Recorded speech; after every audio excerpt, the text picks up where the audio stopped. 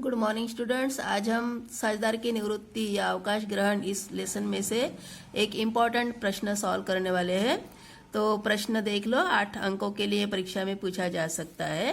तो प्रश्न में दिया है ए, बी और सी एक फर्म के साझेदार है जो लाभ हानि 3:2:1 में वितरित करते हैं। 31 दिसंबर 2018 को उनका चिट्ठा यहाँ पे दिया हुआ है। चिट्ठे के दायित्व पक्ष में है लेनदार 1600 का, संचित कोष मतलब कि सामान्य संचय जिसे जनरल रिजर्व या तो आरक्षित निधि भी कह सकते हैं 6000 रुपया। पूंजी है ए बी सी तीनों की समान पूंजी दिख रही है 10,000 10,000 10,000। और संपत्ति पक्ष में है रोकड़, बैंक में रोकड़, देनदार, स्कंध, मशीनरी, भवन। इस प्रकार की संपत्तियां है और इस चिट्ठे का योग दिया हुआ है 37,600 रुपया। अभी इस प्रश्न में बी नाम का साझेदार अवकाश ग्रहण कर रहा है और कुछ समायोजन करने हैं। पहली समायोजन है देनदारों पर संदिग्ध ऋण संचय 5% किया जाए। दूसरे नंबर पे है स्टॉक का 5% तथा यंत्र का 10% अवमूल्यन किया जाए और भवन का मूल्य 15,100 रुपया रखा जाए। इस प्रकार की 3 सूचनाएं समायोजन के रूप में दी है और इसी के आधार पर आपको आवश्यक खाते और बी के अवकाश ग्रहण के बाद वाला चिट्ठा तैयार करना है।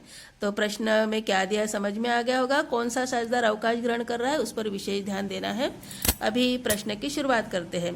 तो प्रश्न में आपको जो सूचना दी है समायोजन के रूप में, वहाँ पे 3 सूचना, तीनों भी संपत्तियों के परिवर्तन के बारे में दी है।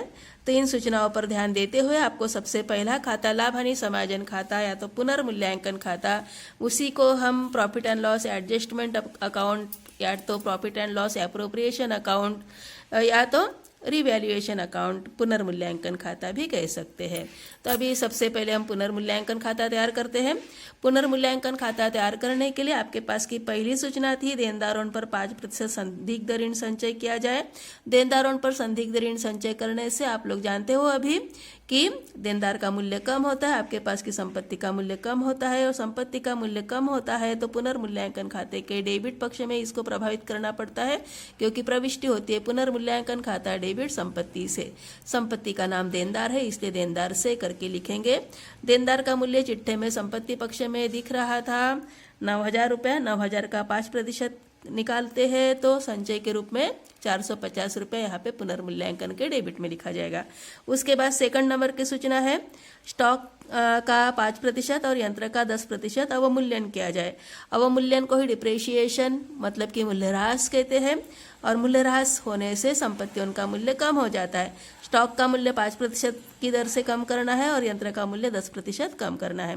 तो दोनों संपत्तियों का मूल्य कम होने पर पुनर्मूल्यांकन खाता डेबिट होगा संपत्तियों के खाते से और इसलिए पुनर्मूल्यांकन खाते के डेबिट में स्टॉक मतलब कि स्कंध खाते से और यंत्र मतलब कि मशीनरी खाते से करके लिखोगे। स्टॉक का मूल्य दिया हुआ था चिट्ठे में 7,000 रुपया। 7,000 का 5% निकालोगे और 350 रुपये पुनर्मूल्यांकन के डेबिट में स्टॉक के सामने लिखोगे। यंत्र का मूल्य दिया हुआ था, यंत्र मतलब कि मशीनरी 6,000 रुपया। 6,000 रुपये का 10% अवमूल्यन मतलब कि ह्रास होने वाला है इसलिए यंत्र के सामने 6,000 का 10% 600 रुपया लिखोगे। तो इस प्रकार से ये सेकंड सूचना का प्रभाव डेबिट पक्ष में आ चुका। तीसरी सूचना है भवन का मूल्य 15,100 रुपया रखा जाए। भवन का पुराना मूल्य जो संपत्ति चिट्ठे में दिया हुआ है 14,000 रुपये का। 14,000 का पुराना मूल्य था, नया मूल्य 15,100 है मतलब कि भवन के मूल्य में वृद्धि हो चुकी है। किसी भी संपत्ति के मूल्य में वृद्धि होती है या तो संपत्ति का मूल्य बढ़ता है तो उसको पुनर्मूल्यांकन खाते के क्रेडिट में लिखना पड़ता है क्योंकि उस समय प्रविष्टि होती है संपत्ति खाता डेबिट पुनर्मूल्यांकन खाते से। अभी यहाँ पे पुनर्मूल्यांकन खाते के क्रेडिट में संपत्ति का नाम लिख लोगे। जो संपत्ति का मूल्य बढ़ने वाला है वह है भवन और इसलिए भवन खाते को करके लिखोगे। संपत्ति का मूल्य बढ़ने वाला है 15,100 में से 14,000 घटाने के बाद 1,100 रुपया मूल्य बढ़ने वाला है तो यह 1,100 रुपया भवन खाते को करके क्रेडिट पक्ष में लिखोगे पुनर्मूल्यांकन खाते के। तो इतनी सूचना 3 सूचना दी गई थी। 3 सूचना में से यहाँ पे 3 मदें डेबिट में आ चुकी है और 1 मद क्रेडिट में आ चुकी है और इन्हीं के आधार पर अगर आप ध्यान देते हो तो पुनर्मूल्यांकन खाते का क्रेडिट पक्ष ही बड़ा है। क्रेडिट पक्ष नहीं, कौन सा पक्ष बड़ा है? डेबिट पक्ष बड़ा है। डेबिट पक्ष बड़ा होने के कारण यहाँ पे हमें हानि हो रही है। डेबिट पक्ष बड़ा होता है तो साझेदारों को पुनर्मूल्यांकन पर हानि दिखेगी, और क्रेडिट पक्ष बड़ा रहेगा तो पुनर्मूल्यांकन लाभ होगा। तो डेबिट की टोटल है 1400 रुपया, 450, 350 और 600, टोटल हो चुकी है 1400, और क्रेडिट में मात्र 1100 है, इसलिए अंतर जो आ चुका है वह 300 रुपया। जो अंतर है वह साझेदारों के पूंजी खाते को करके लिख के ट्रांसफर करोगे। ए बी सी 3 साझेदार है, इनको जो अनुपात वहाँ पे दिया हुआ था 3:2:1 दिया हुआ था, 300 रुपये का अंतर आपको 3:2:1 में विभाजित करना है। 3/6, 2/6, 1/6, 300 का 3/6 150 ए के हिस्से में आएगा, 300 का 2/6 100 रुपया बी के हिस्से में आएगा, और 300 का ही 1/6 बराबर 50 ये सी के हिस्से में पुनर्मूल्यांकन हानि का प्रभाव पड़ेगा। इस प्रकार से ये पहला खाता पूर्ण हो जाएगा। उसके बाद दूसरे नंबर का खाता आप तैयार करोगे, साझेदारों का पूंजी खाता। साझेदारों का पूंजी खाता तैयार करने के लिए डेबिट में 4 कॉलम, क्रेडिट में 4 कॉलम, साझेदारों की संख्या 3 है और विवरण का 1 कॉलम। तो इस प्रकार से डेबिट और क्रेडिट के टोटल 8 कॉलम तैयार कर लोगे। अभी सबसे पहले पूंजियों का शेष आपको ब्रॉट डाउन करना पड़ता है, जो दायित्व पक्ष में दिया जाता है। तीनों की पूंजी 10-10 हजार रुपया दी जा चुकी थी, उसे शेष लागा करके क्रेडिट में लिखोगे 10,000, 10,000, 10,000। फिर प्रश्न में दायित्व पक्ष में संचित कोष मतलब कि जनरल रिजर्व था, इसको भी आपको वितरित करना है। ABC में आप वितरित करोगे 3:2:1 में। जो अमाउंट दी गई थी 6,000 रुपया, 6,000 का 3:2:1 में विभाजन, 6,000 का 3/6, 2/6, 1/6, अर्थात 3,000, 2,000, 1,000 प्रत्येक के कॉलम में आप लिखोगे।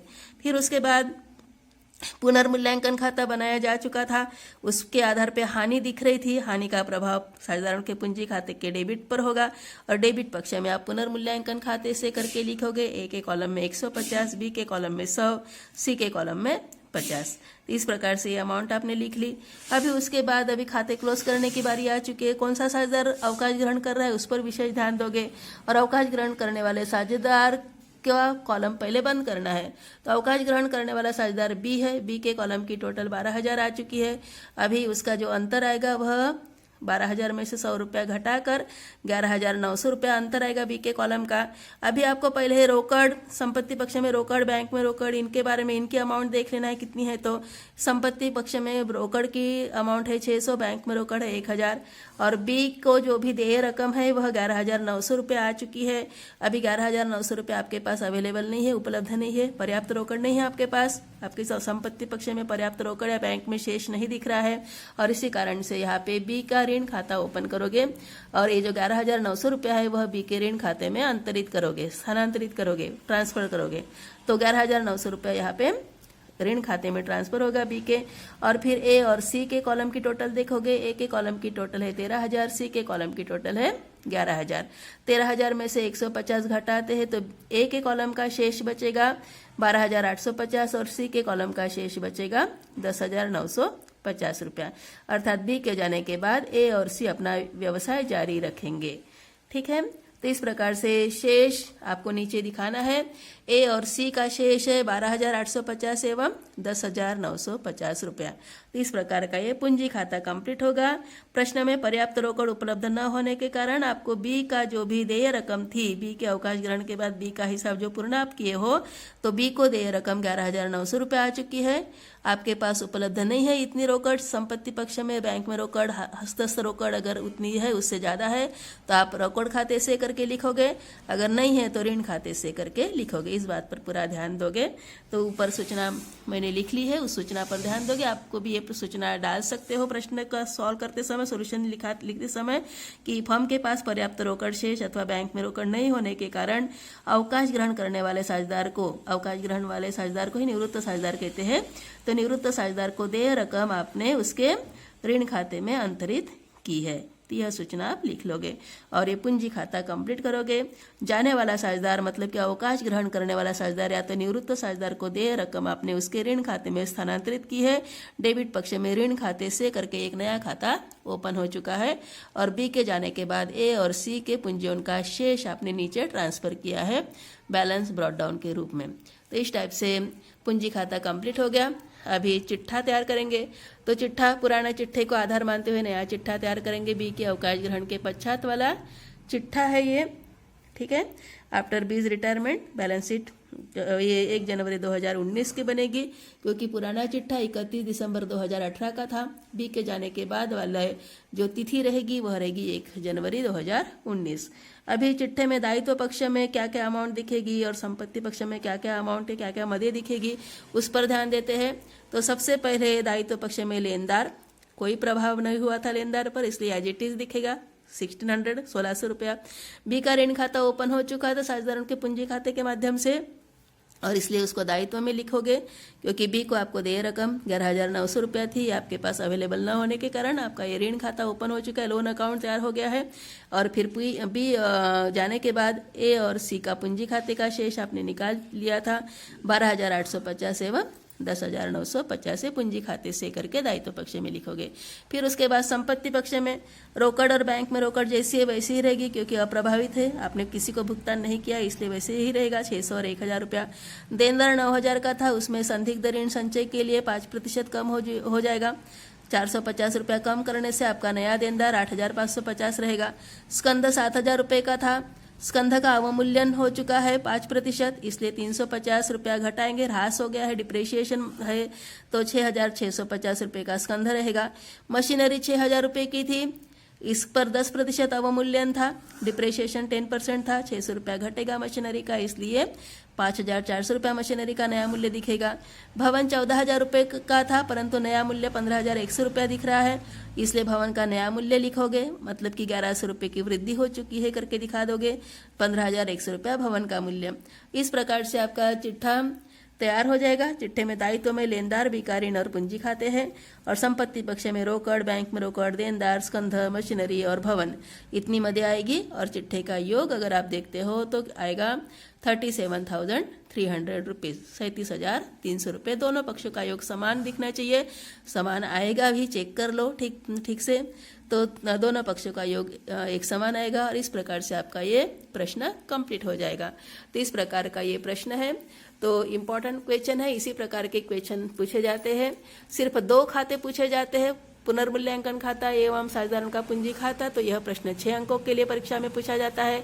और चिट्ठा भी तैयार करने के लिए यदि बोला गया है तो ये 8 अंकों के लिए परीक्षा में पूछा जाता है। इम्पॉर्टेंट क्वेश्चन है, ठीक ढंग से तैयारी करना है, बार बार प्रश्न को सॉल्व करके देख लेना है, ठीक है, तभी आपको ये पद्धति या समझ में आ जाएगी।